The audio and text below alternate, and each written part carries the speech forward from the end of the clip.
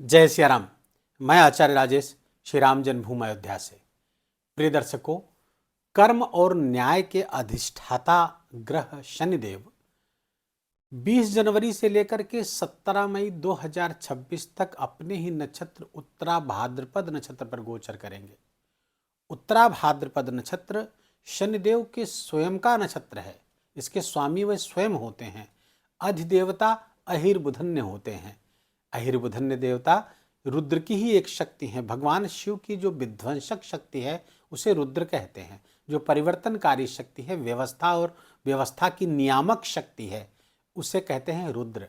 11 प्रकार के रुद्र होते हैं, उसमें से एक हैं अहिर्बुधन्य। पहले तो समझे कि ये 2 तारों का नक्षत्र है उत्तरा भाद्रपद नक्षत्र, और ऊर्ध्वमुखी नक्षत्र है, अर्थात विकास कराने वाला, ऊंचा उठाने वाला नक्षत्र है। दूसरा, ये ज्ञान, शिक्षा और सलाह का नक्षत्र है। अर्थात इस नक्षत्र पर जब शनिदेव गोचर करते हैं उस समय ज्ञान और प्रबोधन, सर्वश्रेष्ठ ज्ञान को जागृत करते हैं। इस दिशा में किया हुआ प्रयास बहुत सार्थक होता है। दूसरी बात, ये नक्षत्र ध्रुव और स्थिर नक्षत्र कहा जाता है।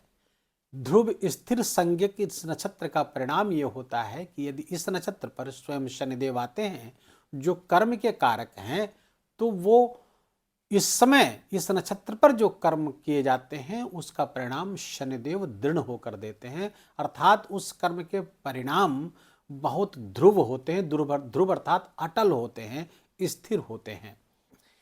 यदि आप शुभ कर्म करते हैं, श्रेष्ठ कर्म करते हैं, अच्छे विचारों से प्रेरित होकर के कर्म करते हैं, तो उसका जो परिणाम होता है, चाहे वो पूजा पाठ हो, चाहे दान पुण्य हो, लोगों को हेल्प की जाए, इसके कारण से जो पुण्य उदित होगा, जो परिणाम उदित होगा, वो स्थिर होगा, ध्रुव होगा, जिसका परिणाम हमको बहुत कालखंड तक, उसका सुपरिणाम हमको बहुत लंबे कालखंड तक मिलता रहता है। लेकिन यदि इसके विपरीत हम नीच कर्म करते हैं, हीन कर्म करते हैं, तो आप समझ लीजिए कि ये कर्म इतने दृढ़ हो जाते हैं कि इसको हमें लंबे समय तक भोगना ही पड़ता है। इसलिए कहते हैं कि कर्मों के फल से न बचोगे, चलना बहुत संभाल के, अभी समय है अभी बदल दो तेवर अपनी चाल के। अपने ही नक्षत्र पर गोचर करते हुए शनिदेव कर्मों के फल को बहुत इंटेंसिटी से देते हैं, बहुत गूढ़ता से देते हैं। इस बात का ध्यान रखिएगा। ये एकांतवास का नक्षत्र है। शास्त्र में इसे एकांतवास का नक्षत्र कहा गया। इसका क्या अर्थ हुआ? एकांतवास का अर्थ होता है स्वयं की आत्म समीक्षा करना। हमारे कर्मों में कहाँ अशुभता है, कहाँ पर हमें सुधार करने की आवश्यकता है, इसकी स्वयं ही समीक्षा करी जाए, एकांत में रह करके ध्यान करते हुए। और दूसरा, ये दर दर भटकाने वाला नक्षत्र है। यदि कुंडली में शनि आपके अच्छे नहीं है तो दर दर भटकाते हैं। दर दर भटकाने का अर्थ क्या है कि असफल कार्य करना, कार्यों में सफलता न मिलना। अपने ही नक्षत्र पर गोचर करते हुए शनिदेव धनु राशि के जातकों के लिए चतुर्थ स्थान पर गोचर कर रहे हैं। चतुर्थ स्थान पर मीन राशि है। मीन का शनि प्रलयंकारी होता है, बड़े बड़े परिवर्तन लाने वाला होता है। मंडेन एस्ट्रोलॉजी में, मेदिनी ज्योतिष में शनिदेव को राष्ट्र कहा गया है, देश कहा गया है। और इस नक्षत्र पर गोचर करते हुए शनिदेव सत्ता परिवर्तन करा देते हैं, देश की बाउंड्रीज में परिवर्तन करा देते हैं, भौगोलिक परिस्थितियों को बना लेते हैं, लेकिन पहले बिगाड़ देते हैं फिर बनाते हैं। ये सब होगा, लेकिन हमारा विषय यहाँ पर मंडेन एस्ट्रोलॉजी नहीं है, आपका व्यक्तिगत है, नाटाल चार्ट है। उसके आधार पर शनिदेव का चतुर्थ स्थान पर गोचर करना यूँ तो अच्छा नहीं माना जाता है, लेकिन अपने ही नक्षत्र पर गोचर करना, शनिदेव कई मामलों में धनु राशि के जातक यदि मैनिफेस्टेशन करते हैं तो अच्छे परिणाम प्राप्त होंगे। देखिए, आपके शनिदेव तृतीय स्थान के स्वामी हो, धन स्थान के भी स्वामी हैं। धन स्थान और तृतीय स्थान के स्वामी होकर के चतुर्थ स्थान पर गोचर करेंगे, अपने ही नक्षत्र पर गोचर करेंगे। तो शनिदेव तो चूंकि आपके तृतीय स्थान से द्वितीय स्थान पे है, तो यहाँ ये द्वितीय स्थान हो गया, लेकिन एक्टिवेट कौन सा भाव कर रहे हैं? चतुर्थ स्थान। चतुर्थ स्थान से तृतीय भाव हुआ द्वादश स्थान, अर्थात पराक्रम पुरुषार्थ में हो सकता है आप उतने अच्छे न खरे सिद्ध हों, अर्थात पराक्रम पुरुषार्थ थोड़ा डल पड़ जाए, थोड़ा धीमा पड़ जाए, आपका ड्राइव धीमा हो जाए, आप जिस तरह से प्रयास कर रहे थे उसमें कुछ ढीलापन आ सकता है, कुछ आलस्य प्रमाद की स्थिति आ सकती है, छोटे भाई बहनों से कुछ बिगाड़ हो सकता है, इसकी संभावना बलवती कर रहे हैं। तो आपको करना क्या है, इसीलिए मैंने कहा मैनिफेस्टेशन करना है। जब भी काम को कल पे टालने की प्रवृत्ति उभरे, जो कि इस समय होता ही है धनुराशि के जातकों के लिए, तो आपको समझ लेना चाहिए कि नहीं, मुझे अलर्ट है, काम को आज ही खत्म करना है। अगर वो आज खत्म करने लायक है तो मैं उसे आज ही खत्म करूंगा। अगर इस तरह के भाव आते हैं तो निस्संदेह ये शनिदेव अच्छे हो जाएंगे, आपके लिए अच्छे परिणाम देंगे, यही करवाना चाहते हैं आपसे। शनिदेव धन भाव से तृतीय हैं और यहां से गिनेंगे तो ये 11वां हुआ। तो तृतीय अर्थात ड्राइव से, अपने पराक्रम पुरुषार्थ से धन वृद्धि कर सकते हैं आप, अपने एक्युमुलेटेड वेल्थ को बढ़ा सकते हैं, संचित धन को बढ़ा सकते हैं, संचित धन का लाभ हो सकता है, डिजायर्स पूरी हो सकती हैं आपकी, बशर्ते कि आपको कमर कसनी होगी, आलस्य प्रमाद से बचना होगा, इतना ध्यान रखिएगा।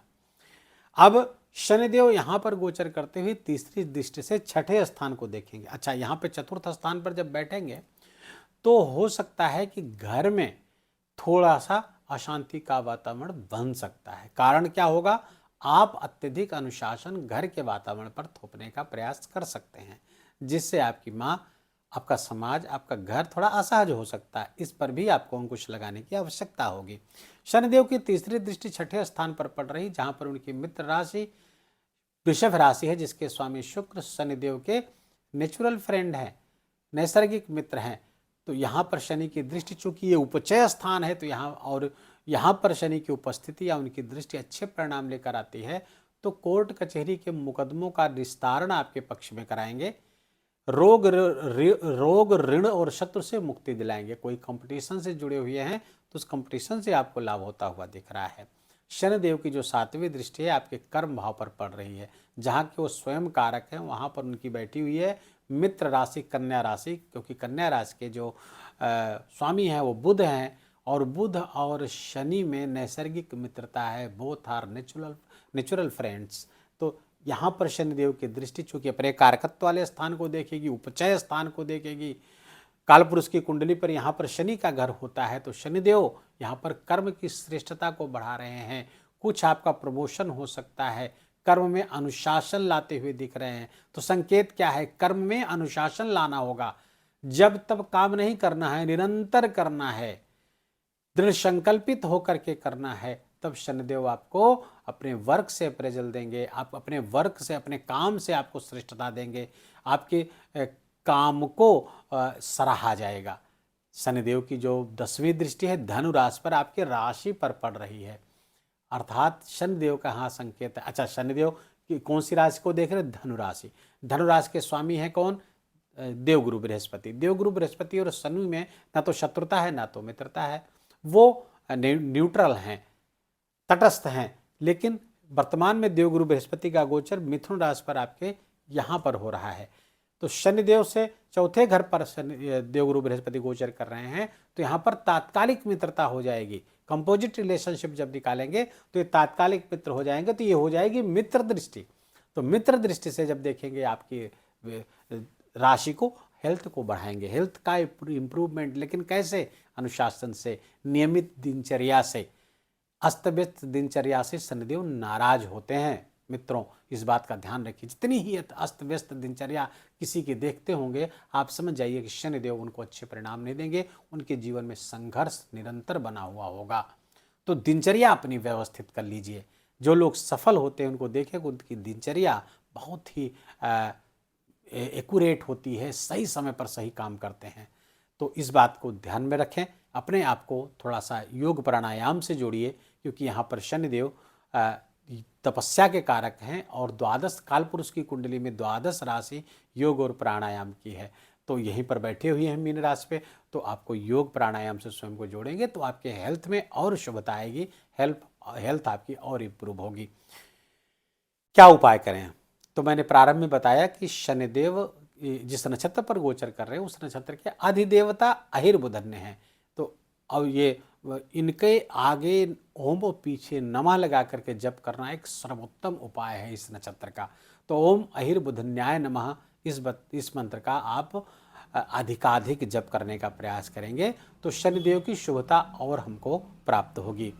दूसरा, हनुमान जी की आराधना करना, क्योंकि धनु राशि के जातकों के लिए ढैया चल रही है और ढैया चल रही है तो हो सकता है मानसिक चिंताएं बढ़ाए हुए हों, इधर उधर भटका रहे हों, तो आप ऐसा करें कि हनुमान चालीसा आदि का पाठ करते रहें, सुंदरकांड का पाठ करते रहें, दशरथ कृत शनि स्तोत्र का पाठ करेंगे तो शनिदेव की प्रसन्नता और अधिक आपको प्राप्त होगी। वीडियो को यहीं विराम देंगे। वीडियो अच्छा लगा हो, आपके काम का लगा हो, मेरा बोलना आपका सुनना दोनों सार्थक हुआ तो कृपा करके इस वीडियो को लाइक करिए, अपनों के साथ शेयर करके उनको भी इसका लाभ दीजिए। कमेंट में जाकर जय सिया राम लिखना बिल्कुल भी मत भूलिएगा। मेरा विशेष निवेदन, विशेष आग्रह आपसे हाथ जोड़कर। चैनल पर नए हैं और ये चैनल आपको उपयोगी लग रहा हो तो इसको सब्सक्राइब कर लीजिए, बेल आइकन की घंटी दबा लीजिए। प्लीज़ अपना बहुत बहुत ख्याल रखिए। जय जय सिया राम।